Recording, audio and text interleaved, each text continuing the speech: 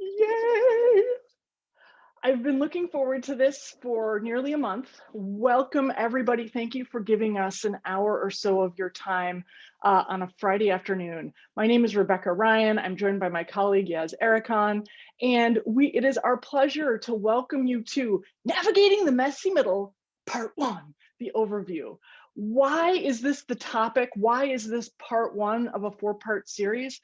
Well, those of you who subscribe to my newsletter know that about a week ago, I sent a newsletter that the title of which was Oxen Don't Pivot.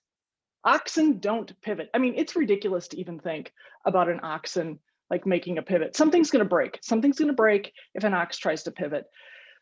Why did I write that? Because for a couple of reasons. You're hearing a lot about this year being the year of the pivot. You know, we're going to pivot.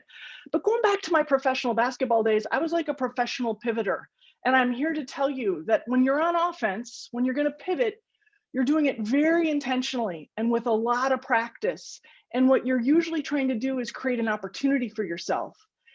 And in my experience, when I'm asking, my question back is, towards what? Towards what are you pivoting, grasshopper? And most people don't know. Most people don't know. So you're really not pivoting. You're really not pivoting. You're maybe changing, or you're trying to figure out where to pivot, but you're not really pivoting. Let me ask you a real quick question. Please put your answer in the chat. In your domain, at present, in your domain, are you spending more time and energy dealing with this week and this month's issues? So the answer to that would be Sidewalk. Or, and thanks to Steve Craig, because we've been talking about Sidewalk and Horizon for a while. So option one would be, is your team spending more time head down, focusing on what is happening at this moment, Sidewalk? Or option B, are you more Horizon focused? Are you spending more time and energy thinking about where you're going to go, what that horizon looks like? So Sidewalk or Horizon. We've got Horizon, Sidewalk, eyes, building. I love that. Horizon, I'm not even looking at the sidewalk, just looking at the building. I love you guys.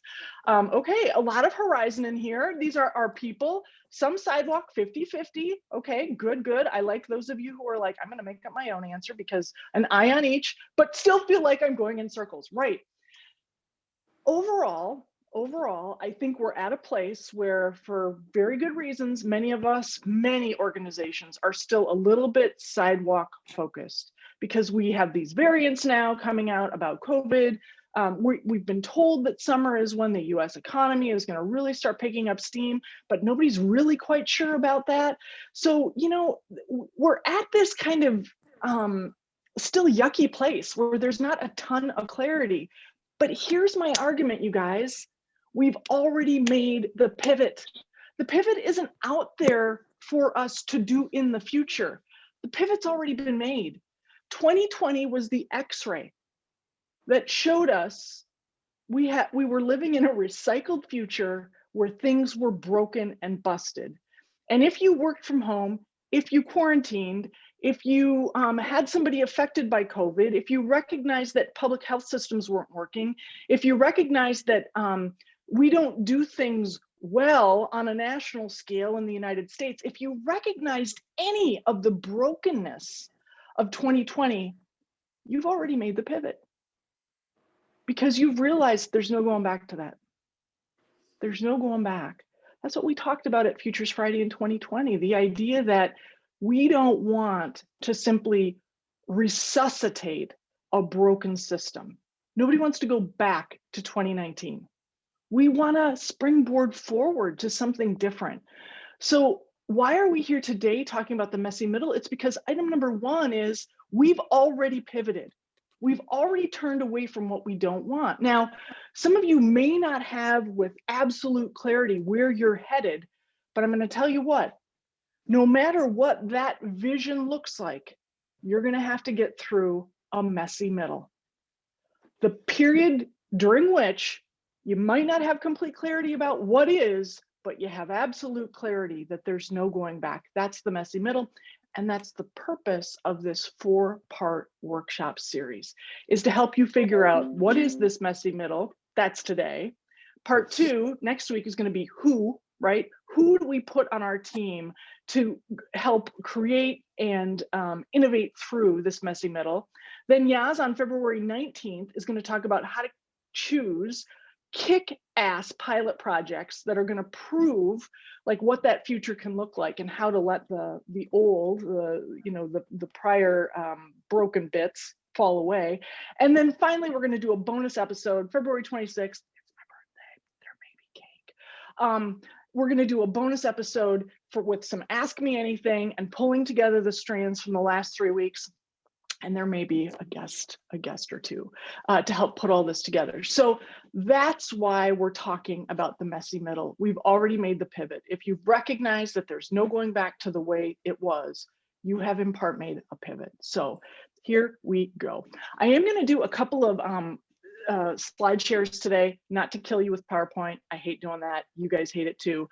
But this time together is in 3 kind of big beats. Big beat number 1 is to remind us how well we see or don't see what's actually happening, right? Big beat number 2 is to introduce you to a craft project that I did at home by myself with a straight edge to try to teach the concept of the messy middle. And then part 3, we're going to actually workshop some ideas around this messy middle. And for the purpose of our time today, we're going to use the US economy as our domain. It's something that most of us have visibility to, we may have opinions about, and it'll kind of keep us all on the same page. So the materials you're going to want to have at hand today, of course, Zoom, but you might also want to have paper and a pen. Bonus, if you get 3 different colored pens, you'll understand why in a bit, so that you can sort of draw some of this out for yourself and take some notes around the prompts that I will give and that you'll be discussing in your small groups. Now, I know for the introverts in the crowd, number 1, I see you. I love you. And I also know that you may have vomited up a tiny part of your lunch when I said we're going to work in small groups. I want to assure you, hand to God, the best humans on the planet attend these webinars, and you will feel all the love and none of the weirdness, even if you get put into a breakout room with 3 complete strangers. And I know from looking at who's on these screens, put your hand in the air if you promise to treat these people with absolute love, honor. Look at these hands go up, right? You know what all these hands are? It's a high five to you, introvert. That's what it is. So introverts, don't spaz. It's going to be fine. You're probably even going to enjoy it more than listening to this talking head. Okay, so with that, let me get us teed up. Hey, Yaz, can you enable screen sharing, or can you make me host for just a moment? Of course. Okay, thank you. Yep. I think if I make you co-host, shouldn't that also do the trick? Maybe. Let's see. Yes, it does. Yeah. All right, here we go.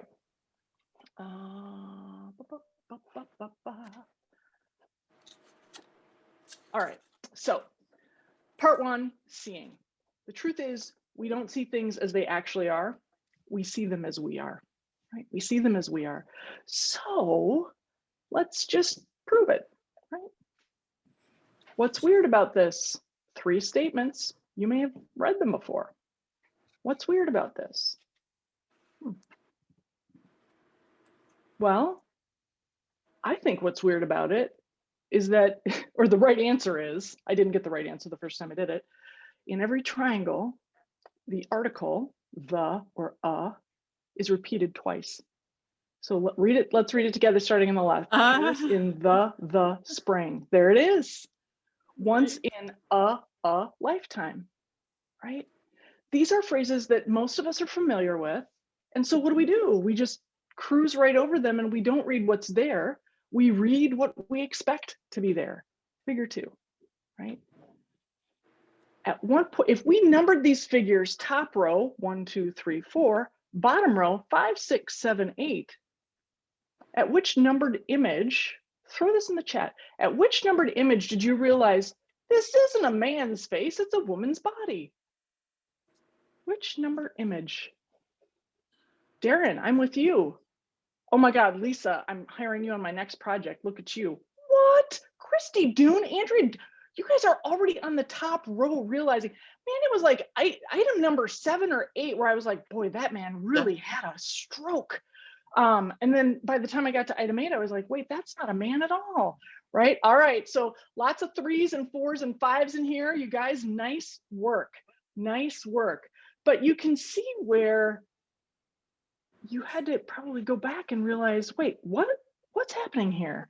Now, this is the oldest one in the book. This was done in, I think, the 1920s or maybe the 1930s. You probably all have familiarity with this, but which is most apparent to you first, the young woman or the old woman? Here in figure 3, young woman, old woman. Yeah, most of us see one or the other first. Boy, the youngs have it. We have, what a biased group. The youngs have it. You'll love this. The cartoonist who drew this image, I think it was in the New Yorker, he titled it, "My Wife, My Mother-in-Law." So in any event, we have a tendency to see what we're maybe biased to see. And the young woman, looking over her shoulder with the necklace choker, right? If that's all you can see, it might be hard for you to see that same necklace choker is the lip line for a woman who's got her chin buried in her winter coat, right? All of this to say what we expect to perceive. But let's put it in a quick quiz. So we've got 4 statements here, and in the chat, which of the following is true? A, we tend to perceive what we expect to perceive. You better get that one right. B, mindsets tend to be quick to form and quick to change. C, when faced with a major paradigm shift, those who know the most about the domain are the quickest to adapt. And item D, new information is assimilated onto existing images. So all of them can be true, none of them can be true, some of them can be true. Carrie Jacobson, I love that you were out there right away, like, I'll tell you which one I think is true. I love it. I always love when the first person cracks open the lid and lets the others of us flood through. Wendy says A and D, Sarah Jacobson says D. Leslie's with Wendy, she's like A-D. Sarah Milano's like, I'll pile onto that Leslie Wendy bandwagon, I'm there too. Beth Altman, same thing. Stephanie, now are you just following along because everyone else is doing it? Look at you guys, all A and D. All right, here we go. Here are the true statements. Statement 1 is true. We do tend to perceive what we expect to perceive. And this is a problem. This is a problem, right? Because we all have these biases in our minds where, for me, like if I see the hackles on one of my dog's back of her neck go up, I'm like, oh God, here she's gonna bark. And when you're doing work from home and you see that happening, you're like, quick, mute mic, right? But it doesn't always happen. But if it happens a lot and I expect to see that, my mind just fills in the blank of what's going to happen next. Item B is false, right? Mindsets are slow to change. Quick to form, slow to change. This is one of the reasons why companies like Pepsi-Cola and Nike want young kids to develop a taste for their brand early, because if they can, they're more likely to retain them over time, right? And I know those you Pepsi drinkers out there, like if anybody like on Delta offers you a Coca-Cola, you're like, right? We tend to really get latched on. All right, item C is also false. So, right, when we are faced with a major paradigm shift, those of us with the most experience are the poorest prepared. We have to unlearn, right? We have the most to unlearn. This is the absolute curse of experience. And then item D, the A's and the D's had it. I was giving you a bad time, but you were right. New information is assimilated onto existing images. So this is one of the reasons like that you want to know who your audience is before you spend time with them, or you want to know if you're bringing new board members on, like what is their experience? Because then it's more possible for you to hang new information onto their picture of how they think the world works. This is true for all of us. These things are true for others. So we have to be careful with what we see. This is kind of ground zero for being able to invent better futures, is not to let our own cognitive shortcuts get in our way, and always be questioning, always be questioning. I think this is one of the huge transitions for our next age. We have to stop having answers and we need to start having better questions. If it's true that the old needs to pass away and the new needs to be born, then we need to be a lot less certain of what we know to be true. Questions are going to trump answers in this next era. So let me offer you a different way of seeing. And to do that, I have to admit, I'm very nervous about this. To do that, I have to share my art project. I didn't see if Sarah or Mary Beth are on the call today, but the great folks at the Solid Waste Association of North America allowed me to do a keynote for them last week, and I brought this art project along. And even though it was awkward and I felt somewhat ashamed while showing it because I'm not very artistic or crafty, they said it worked, and it worked okay, and being authentic was all right. So I bring you some hand-drawn images and a tiny little craft project. Here's the first hand-drawn image. You know how I love an XY diagram, and I think we can all agree with this image, right? Over time, because of entropy, things tend to grow, plateau, and fail. I'm thinking about my lifespan, right? I grew tall, hopefully healthy. I'm probably somewhere over here on the end of this curve and will soon be sliding down the other side. This is what we know about systems, about biological systems, right? That we tend to come up, reach our peak, and go down. This is like a law of physics, a law of biology. All of these things are absolutely true. What's interesting is, because we're human, because we're in this meat suit, right? Because we have this tick-tock time, because we have birthdays and we track months and dates and so forth, what often happens is this. We see a very small slice. We see a very small slice of a sine wave, of an entropic wave. And then if you're a little hot-headed, you make a judgment. You're like, that doesn't look good. That doesn't look good. So you think it's always going to be bad. It's always going to be bad. You have a doomsdayer in your house, right? But like as you slide along over time, you're like, oh, guess what? That wasn't death. That was actually birth. Oh my God, things are taking off. They're getting better. Holy smokes. Hang on to your, hang on to your seat. It's getting crazy, and on we go. And this is kind of the curse of being human, right? We get this one narrow slice and we think we're the center of the universe. And so whatever we see through our little slice feels like it's true. So how magical when we can go through foresight training and recognize a broader view. Whoa, okay, it's not just this little slice. I can actually think in longer time horizons. For those of you who are reading The Good Ancestor, hint, we're probably going to have a book club on this. For those of you who are reading The Good Ancestor, here we are working in 100-year time horizons.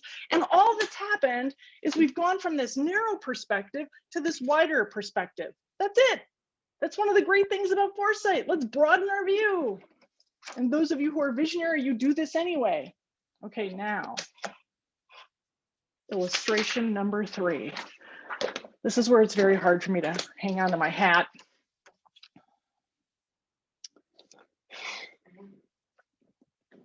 Hang on, let me remove my cheat sheet so you don't have to see that. Boom! But what happens when we see multiple changes happening simultaneously at once? We have this nice broad and deep view, and then it's not just one sine wave or one entropic wave we're seeing, we can actually see many of them. What? Steve, that's hilarious. Steve, my favorite follicularly challenged attendee today, says, if you're going to draw me, at least give me some hair. I love you, man. So what the heck? What the heck? When we are in the midst of change, the goal is to be able to see like this. And what are these things? Well, again, time across the bottom. In purple, 3 colored markers, remember? In purple, horizon 1.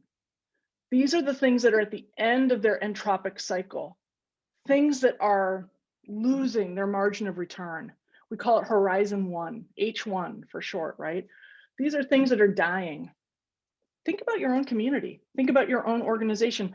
What's dying, right? What is expiring? You know how your milk has the expiration date on it? And some of you don't pay attention to that.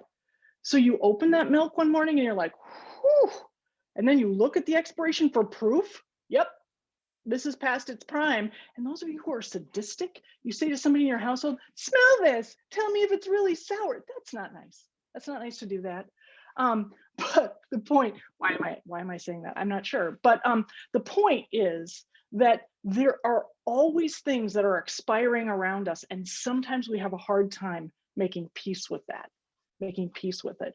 It says it's expired, it's past its expiration date, it actually smells, right? We got to let it go, right? Now let's jump to the green. The green is Horizon 3. So if let's say that this is kind of like our time frame here, we can see that Horizon 1 is fading. We can see that the seeds of Horizon 3 are being born. There are these seeds that are being born. This is why we practice signals, monitoring for signals and sense making, because there are little seeds of the future that are like happening around you. How well can you tune into those and recognize them, right? So we've got Horizon 1 ending, Horizon 3 waiting to be born. And what do we have here? We got the messy freaking middle is what we have here. How do you leapfrog? How do you make the leap, right? How do you let go of what was into what could be? So I'm going to just share my screen one more time very quickly, so that you can carry this with you into your breakout, because we're going to talk a little bit about this H1, H3, H2 here. So again, to recap, H1 is my purple line. This is the system that is, kind of failing.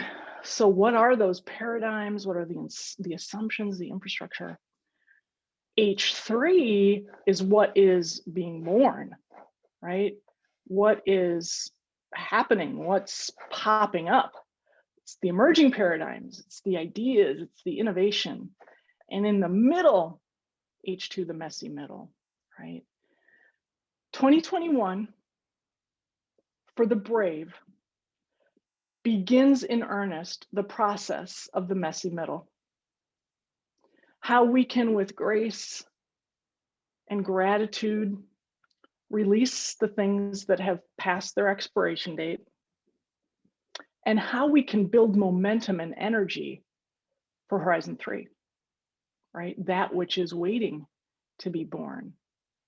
And it all starts with simply understanding that very first sine wave, right? That things go through seasons and some things go away before other things can emerge. So here's what's going to happen. We're going to have one round of discussion to start. And we're going to have a total of 2, and you'll be with the same group both times, because you've given us feedback that you like that. You don't want to be with a different group every single time. It's nice to go back to the same group. So Yaz has set up these groups. There'll be groups of about 4 people. And here are the instructions, right? You're going to have 20 minutes for this. So if somebody who can easily set time can set that time for 20 minutes. And I'd like you to introduce yourselves, alpha order by first name. We've got a lot of people on today's webinar. This is our opportunity to reach out to our introverts who may not even want to show themselves on screen. Welcome them to the conversation. All right, and our focus area for our conversation today is the US economy, the US economy. I'll put all of these instructions into the chat, by the way, so you don't have to take these down. But first, in your group, ask who or what is trying to maintain itself in Horizon 1 in the US economy. Who or what is kind of trying to hang on? This is sort of a management mindset, right? Who's trying to manage this? Like what was, if we can just hang on. And what are the values of the Horizon 1 system? This is going to become very important over the course of these next workshops. What are the values in Horizon 1? And then let's jump over to Horizon 3. What or who is trying to emerge in Horizon 3? Where do you start to see the seeds of something different? What are you noticing? And what are the values of that Horizon 3 system that you're starting to see the value of? Okay. When you're done, right, we do want you to go Horizon 1, Horizon 3, Horizon 2. There's a method to the madness here. So Horizon 1, Horizon 3. Finally, what could you envision in that messy middle between H1 and H3, right? That could help negotiate some of the differences in values. Okay. Are there any questions at this point about what we're asking you to do? Just throw them in the chat. Any questions about what we're asking you to do? Okay. All right. The chat will follow you into your breakout room. So that's why I'm going to put the instructions in the chat. That way you'll have them.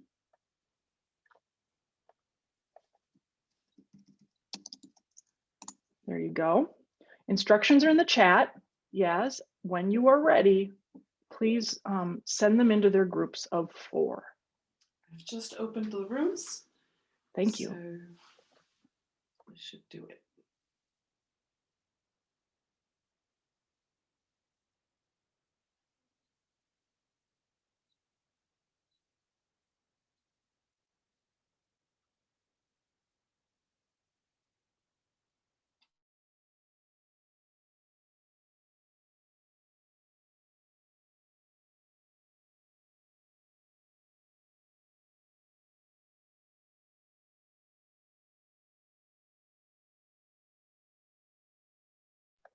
We had 18 breakout rooms. That is awesome.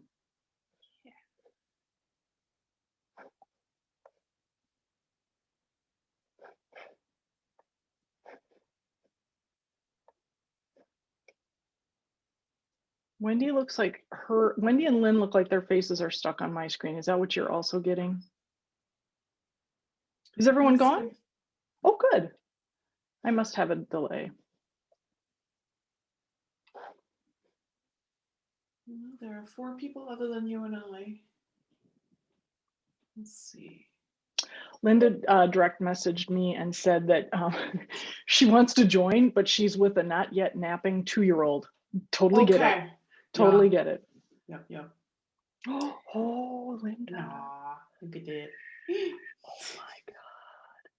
What a boo-boo. Oh, thank you for sharing that. You're the best. That is awesome.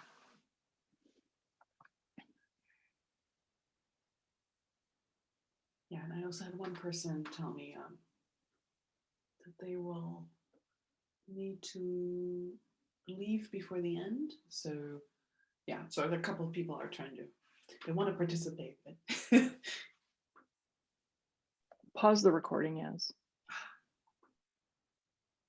In our breakout room, which was kind of like the misfit toys, like we just couldn't get into our other breakout rooms, and misfit toys in a loving way.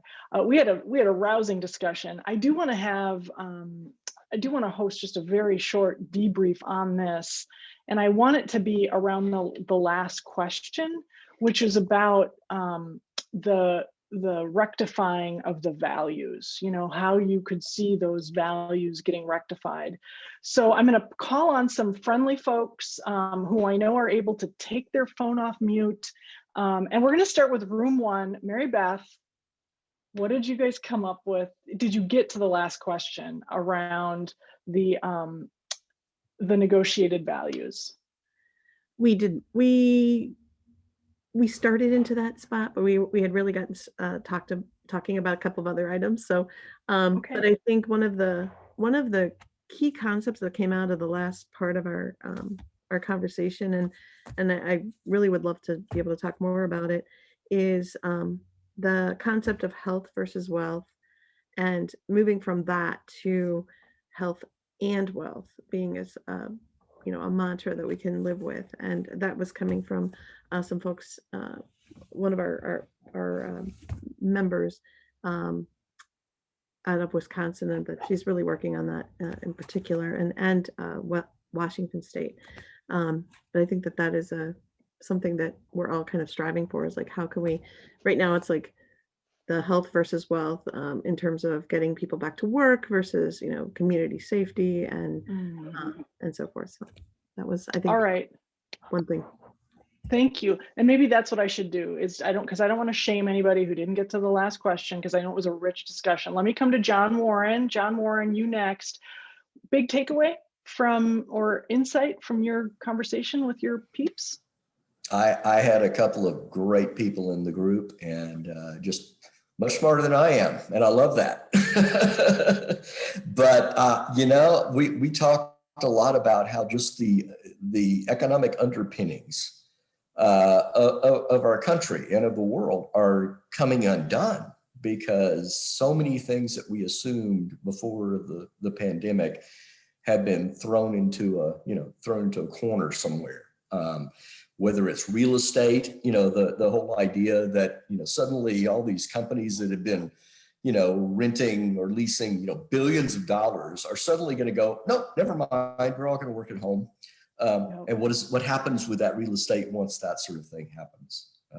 Talked about, the airline industry, which is, I work for the aviation department in Austin, what it means when people don't hop on a plane, millions of times, a year, and they just kind of stay where they are, and they use things like Zoom. It's going to, it's going to challenge every assumption, I think, that we make about the world and what, how we move forward with this. So. Thank you, John. We're going to leave it there for this round of brief, because I want us to go back to our rooms for one more, and we're going to do this in 10 minutes. Here's the key lesson of getting through the messy middle. Those who begin to shape and win the narrative have the best ability to attract the energy. The narrative is key here. So a very quick example would be energy transition, right? So it wasn't that long ago that big oil had no interest in renewables whatsoever. But we could see the impact, and of course, climate change has helped more people. Now most people want their government to do something about climate change. So we can see that fossil fuel is like this, right? So what has risen up? What has risen up is this idea of a renewable future, right? Wait, maybe some carbon is in the mix. And like one of the major catapulters of that was Greta Thunberg, right? Who kind of got the young people involved in this conversation. And then it got parents to start thinking about their kids and what they were leaving behind for their kids. So you can see how the narrative went from a fossil fuel narrative to a renewable narrative. And now just about every major utility and energy company is talking about their 2030 goals or their 2040 goals for being carbon neutral or zero carbon. So amazing in my lifetime to see that narrative die and to see a new narrative be born. So the question to go back to your groups with, right? So we're going to give you 9 minutes now, is to brainstorm what narrative could we use to bridge the gap around in the US economy? What narrative leap could we make in the US economy to get us from H1 to H3?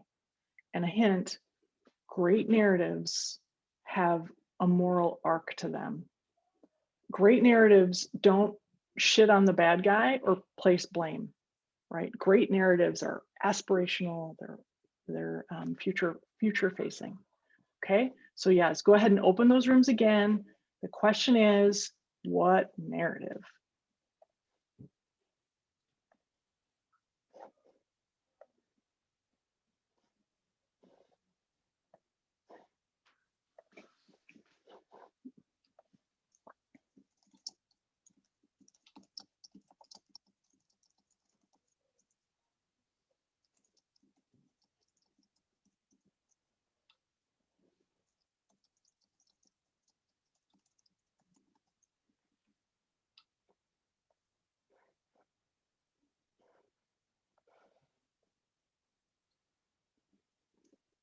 always think I'm going to have way too much time, and then I never do.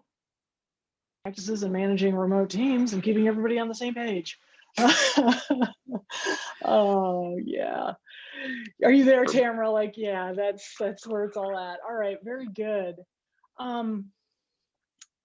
Thank you so much. We're coming up against time, and so I want to make a graceful exit here.